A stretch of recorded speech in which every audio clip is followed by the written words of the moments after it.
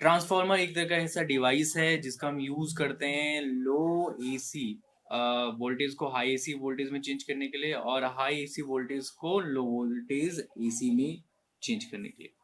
और इस तरह के डिवाइस को हम क्या कहते हैं, ट्रांसफार्मर कहते हैं। और जनरली इस ये जो किसके प्रिंसिपल पे वर्क करता है, म्यूचुअल इंडक्शन। और म्यूचुअल इंडक्शन याद होगा कि दो जो कोयल्स होती हैं उनको अगर एक दूसरे के पास रखा जाए पर लेकिन कनेक्टेड ना हो, और एक कोयल में हम क्या करें, उसको बैटरी से कनेक्ट करते हैं और उसमें करंट फ्लो करवाते हैं, तो इंडक्शन के थ्रू दूसरी कोयल में इंड्यूस ईएमएफ प्रोड्यूस हो जाता है। सेम ऐसे ऐसे कनेक्टेड नहीं है कोयल एक दूसरे से, यहाँ पे तो एक सॉफ्ट आयरन कोल लगा है, ये सारा क्या होता है, लैमिनेटेड। ये ध्यान रखना, ये क्या होता है, लैमिनेटेड होता है। तो जहाँ पे आपकी नंबर ऑफ कोयल्स क्या होंगी, ज्यादा होंगी, नंबर ऑफ कोयल्स क्या होंगी, ज्यादा, तो आप उसे बहुत ज्यादा पास पास होंगे, आप उसे क्या कहते हैं, प्राइमरी कहेंगे। और जो नंबर ऑफ कोयल्स आपकी थोड़ा सा गैप होगा उनके बीच में, उनको कहेंगे हम सेकेंडरी। बट लेकिन ये नंबर ऑफ टर्न्स डिपेंड करते हैं आपका, आप किस तरह का ट्रांसफॉर्मर यूज करना चाह रहे हैं। ठीक है, अभी हम ट्रांसफॉर्मर के टाइप पढ़ेंगे, तो वहां पे हमारे पास there are two types of transformer, step up और स्टेप डाउन। तो नंबर ऑफ टर्न्स उनके अकॉर्डिंग हम क्या करते हैं, रखते हैं कि प्राइमरी में अगर नंबर ऑफ टर्न्स ज़्यादा होंगे और सेकेंडरी में नंबर ऑफ टर्न्स कम होंगे तो तब क्या इफेक्ट पड़ेगा।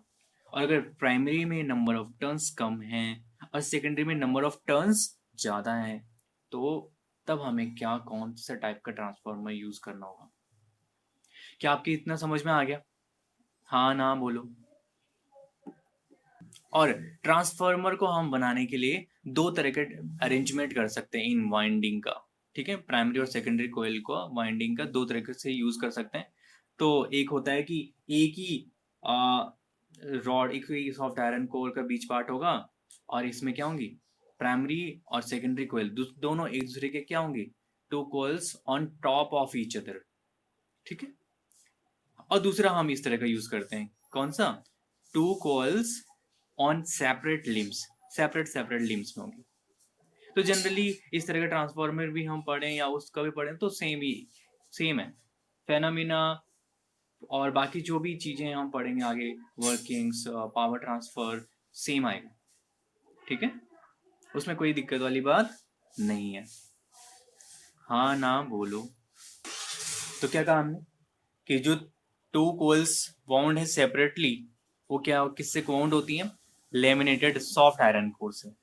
ठीक है, एक पतली सी परत पन्नी की लगी हुई रहती है, लेमिनेटेड रहता है वो। और जो पहली वाली कोयल होती है उसे कहते हैं प्राइमरी और दूसरी कोयल्स को कहते हैं सेकेंडरी। और आपको जो ओरिजिनल सोर्स होगा वो कनेक्टेड होगा प्राइमरी कोयल से, उसके बाद जो इंड्यूस ईएमएफ प्रोड्यूस होगा वो होगा आपका सेकेंडरी में, और जो ड्राइव करंट फिर फ्लो होगी वो किसमें होगी, आपकी डिजायर्ड सर्किट में। क्लियर, इतनी समझ में आया, secondary coil, primary coil, original source कहाँ कनेक्टेड होगा, और जो प्राइमरी कोयल और सेकेंडरी कोयल है वो बाउंड होती है लेमिनेटेड सॉफ्ट आयरन कोर से। ठीक है, लेमिनेटेड सॉफ्ट आयरन कोर से, ये आपकी डिजायर्ड सर्किट है। ठीक है, प्राइमरी कोयल में नंबर ऑफ टर्न्स हो N1 और सेकेंडरी कोयल में नंबर ऑफ टर्न्स हो N2।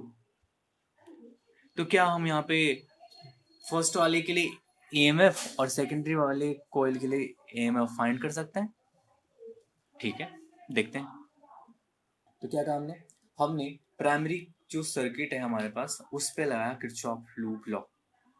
तो उसके अकॉर्डिंग क्या हो जाएगा, E1 minus N1 d∅dt। N1 is the number of turns और d∅dt फ्लक्स चेंज पर इन टाइम होगा ना, जब उसमें ये क्या करंट फ्लो होगा। आल्सो E2 के लिए भी क्या होगा, minus N2 d∅dt।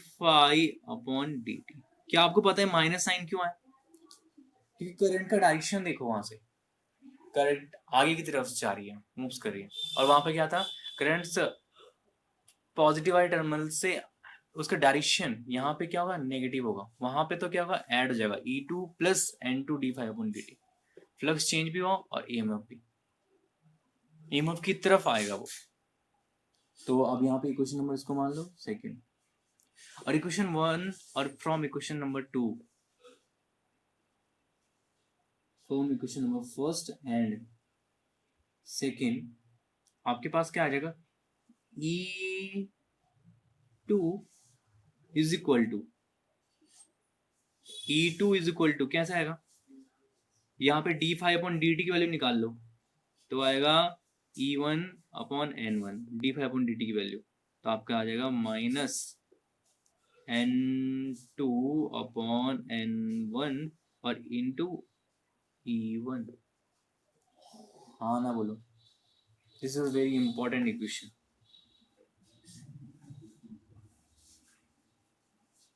E2 is equal to secondary जो आपका सर्किट है वहां पे क्या है कि आपका EMF आ गया, और आपका ये माइनस साइन क्या इंडिकेट कर रहा है, आपको पता है माइनस साइन क्या इंडिकेट कर रहा है, माइनस साइन यहाँ पे इंडिकेट कर रहा है कि E2 is 180 degree out of phase with E1।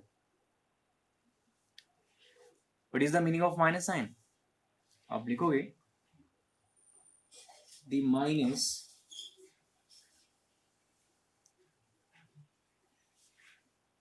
Minus sign show that the minus sign shows that E2 is 180 degree out of phase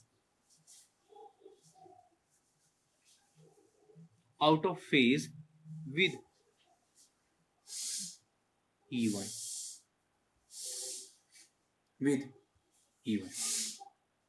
ठीक है।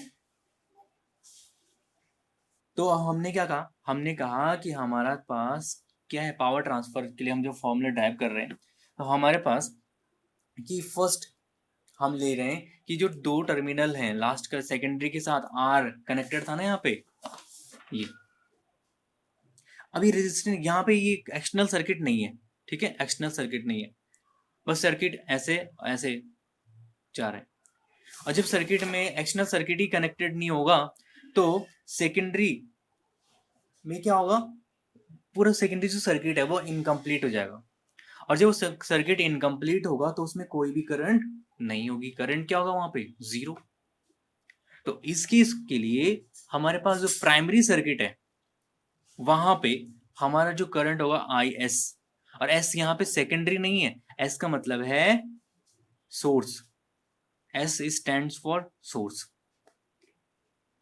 मीन सोर्स से आने वाली करंट, सोर्स कौन सा है हमारा, AC सोर्स, समझ गए। और जब AC सोर्स होगा तो हमारे पास उसके लिए वहां पे कहेंगे कि अगर रेजिस्टेंस नेग्लेक्टेड है तो वहां पे नंबर ऑफ टर्न्स है ना कोयल में, तो कोयल किसकी तरह बिहेव करेगी, एक प्योरली इंडक्टिव सर्किट की तरह, प्योरली इंडक्टिव सर्किट। और प्योरली इंडक्टिव सर्किट में हमें जानते हैं फाई इक्वल टू होता है -π/2 फेज डिफरेंस, फेज फैक्टर।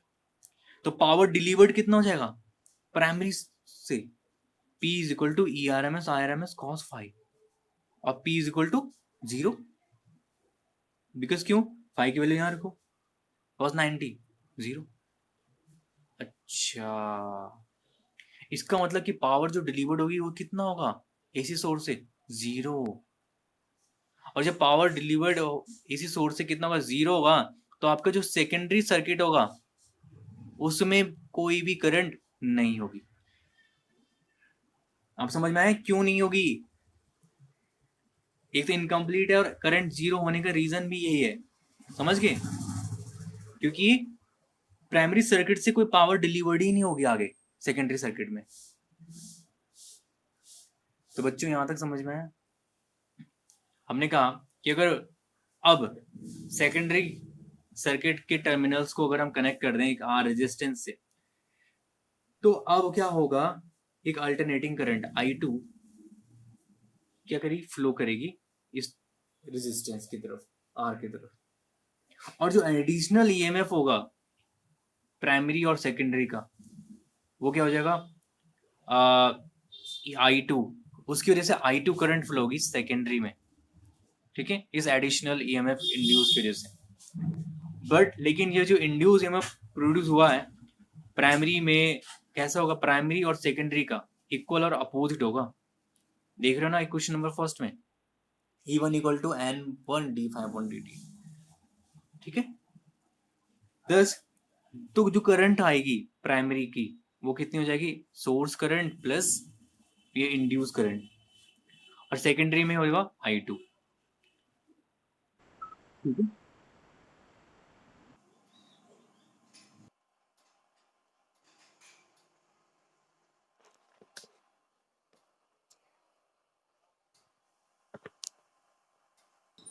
तो क्या कहा हमने, ये डायग्राम कुछ इस तरह से बन जाएगा कि इक्वल और अपोजिट हो गए ईएमएफ और इंड्यूस करंट्स, इंड्यूस ईएमएफ, और ये हो गया आपका सोर्स, ठीक है, सोर्स 180 डिग्री फेज।